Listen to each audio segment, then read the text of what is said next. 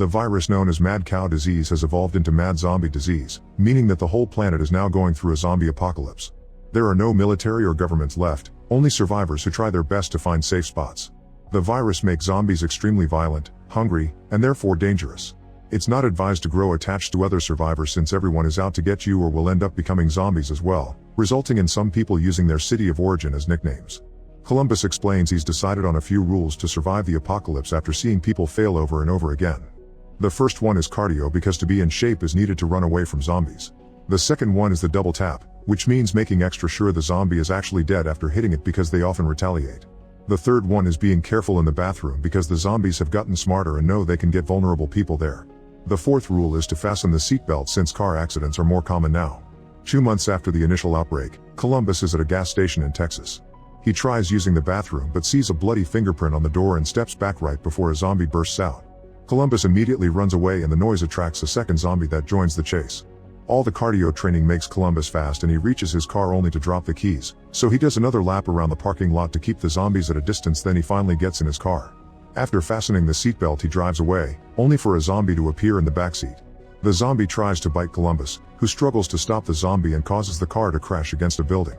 This sends the zombie flying through the windshield, and Columbus is happy for his seatbelt. Unfortunately the zombie is still not dead, so Columbus shoots it through the window and comes out of the car for a second shot to follow the double tap. As he sits down to rest, Columbus defecates in his pants because of his irritable bowel syndrome. The next day, Columbus continues his trip on foot and shares another rule: travel light. He's going to Ohio hoping to find his shut-in parents still alive. At that moment he sees a strange black truck coming. It has white threes painted on it and a cowcatcher on its front. Columbus moves out of the way before the truck stops and the driver Tallahassee comes out.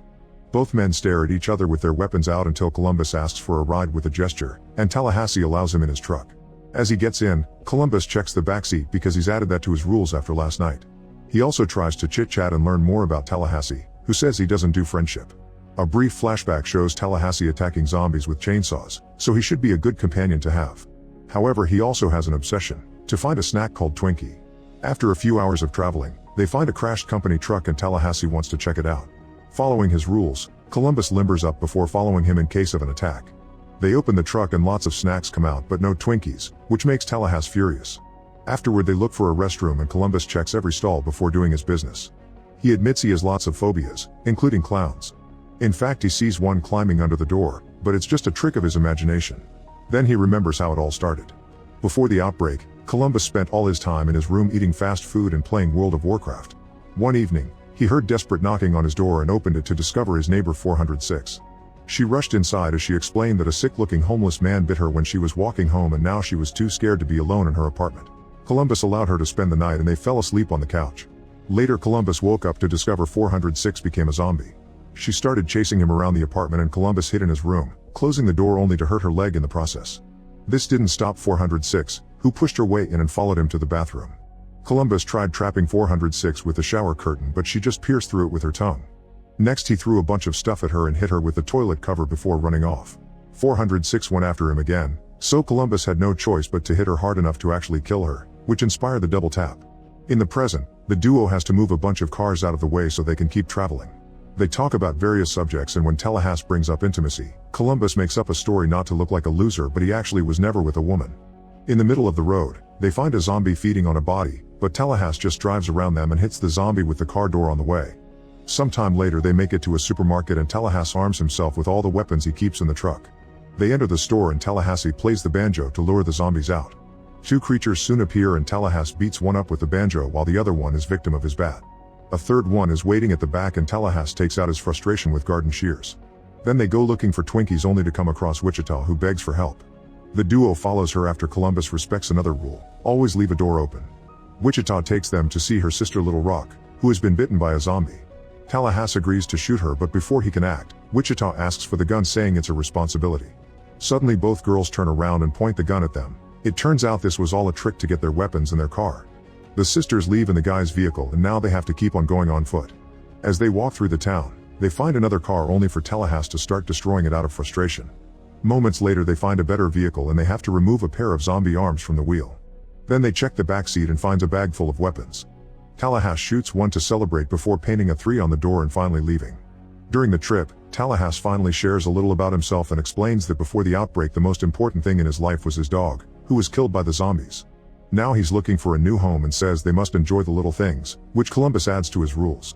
A few hours later, they find their previous car abandoned on the road with the word help on the door. Tallahassee goes to investigate but finds nothing, so he goes back to Columbus only to discover Little Rock is hiding in the backseat. She fires a warning shot to disarm Tallahassee and makes Columbus honk the horn so Wichita joins them. At least this time they keep the guys in the car and the group leaves together. A flashback reveals that the sisters have been scamming people since before the outbreak. Wichita would pretend to have lost an important ring in front of awkward losers and showed off her body to distract them. Then she would promise the guys that she would pay $3,000 to whoever found it. After Wichita left, Little Rock would find the ring and the guys would buy it for them for hundreds of bucks, thinking they would get even more money for it later. The sisters had a whole bag of rings that only cost $30 and pulled this trick at every opportunity. In the present, Little Rock gets distracted and Tallahassee gets his gun back, so Wichita stops the car and points her gun at him.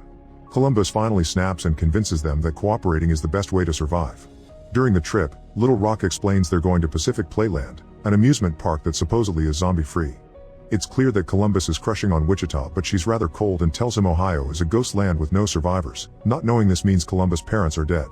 Feeling bad for dropping the bomb like that, Wichita agrees to give him a ride until he finds his own vehicle.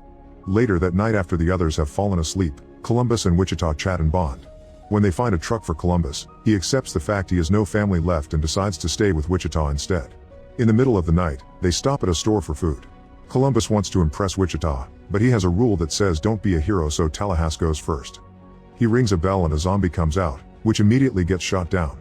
Tallahassee calls it Zombie Kill of the Week, but Columbus thinks that title goes to a nun that killed a zombie by throwing a piano on it. Once inside, Columbus puts on cologne to impress Wichita and Tallahassee mocks him for it, so Columbus puts perfume on him too. Tallahassee answers by hitting him, and Columbus accidentally breaks a decoration in the process. Then Tallahassee tells him to break more, and soon the entire group is breaking all the merchandise in the store just for fun. Afterward, the group returns to the road and chats about dozens of silly topics, allowing them to become friends. Eventually they make it to California and they agree they need a place to rest. They stop the car so they can grab a Hollywood map, shooting a few zombies in the process. Moments later they break into Bill Murray's mansion, which makes Wichita excited because she's a big fan. However, Little Rock doesn't know who he is. Tallahassee is disappointed to find no Twinkies, but Columbus is delighted to find a private theater and makes Little Rock watch Ghostbusters with him. He uses the chance to try to learn more about Wichita's preferences, but Little Rock isn't helpful. Meanwhile, Tallahassee and Wichita are startled by the appearance of a zombified Bill Murray.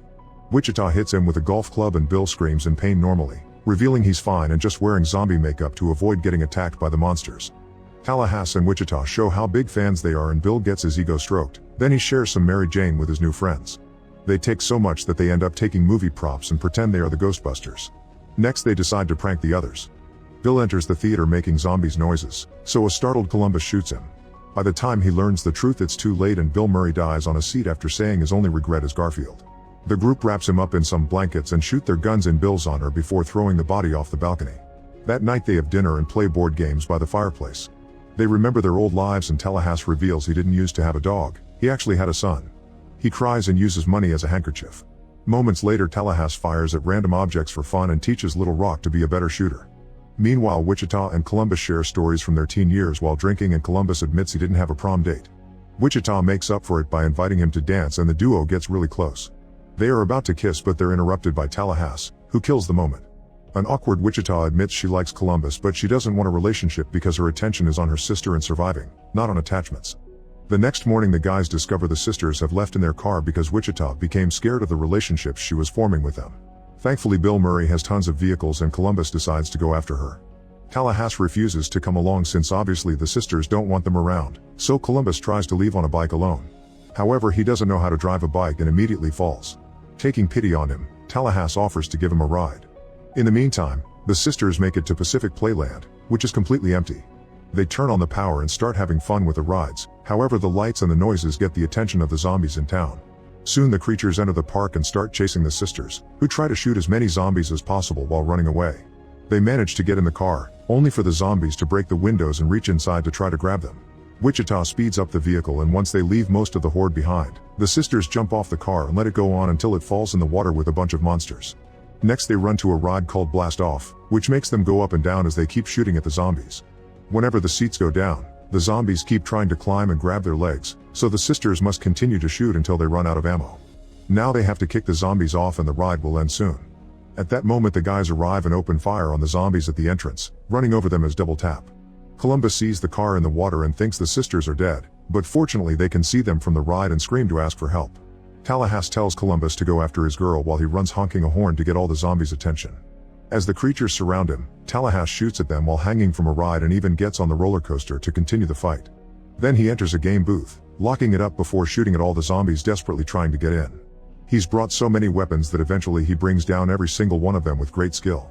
Meanwhile Columbus shoots at the zombies too and enters the haunted house, where he's jumped on by a zombie that immediately gets killed. Then he runs toward the blast off, letting another swinging ride hit the zombies following him. There's a zombie clown waiting for him, so Columbus confronts his phobia and breaks the hero rule just for Wichita. He grabs a hammer from a game and hits the clown to make him fall, then he smashes his head to kill him. There's one more creature on the blast off, but when Columbus activates it to save the sisters, the zombie falls and dies. The group reunites and Wichita tells Columbus her real name before they share a kiss. Afterward they enter the store and Tallahassee begins breaking things to find the Twinkies. Suddenly the guys hear a noise and shoot at the storage door, only to discover it was a rat. When they take a closer look, Tallahassee is devastated to notice the box of Twinkies has been destroyed by their bullets. At that moment they see the sisters leaving in the car, but it's a prank. They stop the vehicle and throw a Twinkie at Tallahassee before they leave together, driving over a zombie on their way out.